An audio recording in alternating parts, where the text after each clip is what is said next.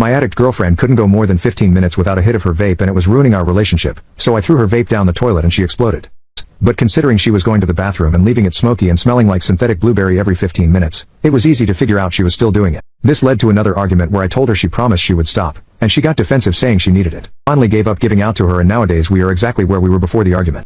She always has it in her hand, and she has developed a cot because of it, as well as daily heart and chest pains. I have begged her to go to the doctor, but she refuses, saying it's just an abnormality that will pass. I finally reached my breaking point last night. We were having intimacy, and midway through it she stopped, then reached in her drawer and proceeded to rip a huge hit of her vape and blow it into my face, then told me to keep going. I went soft and told her I'm no longer in the mood. Without missing a beat, I grabbed the vape off the locker as well as her bag filled with them, then went into the bathroom. She followed me asking what I was doing, and without answering I tossed them all into the toilet. I didn't flush them however as I knew it would cause blockage. Right after I did it I saw her scream and push me away then slam her hands into the toilet bowl and retrieve all of them. I watched her in awe as she cried, drying every single vape and attempting to hit every vape she took out, but none of them would work. Bear in mind this is a girl who hates touching things that are slimy and mucky and hates getting her hands wet or dirty, and she stuck her hands in the toilet bowl with no hesitation to retrieve her vapes. After none of them worked, she went off on me, asking me how she was now supposed to vape as it was after 10 and all the stores in our area had closed. I shrugged and told her maybe she shouldn't, but she wasn't having it. She contacted her friend and promised to pay her $50 if she drove over with a vape. The friend drove over 20 minutes later, and I saw my girlfriend hand her friend the $50.